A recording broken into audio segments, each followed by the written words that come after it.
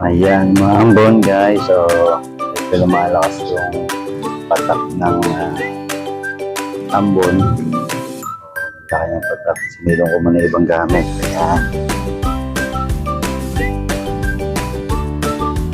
Ito, delegadong mabasa kasi ano lang ito.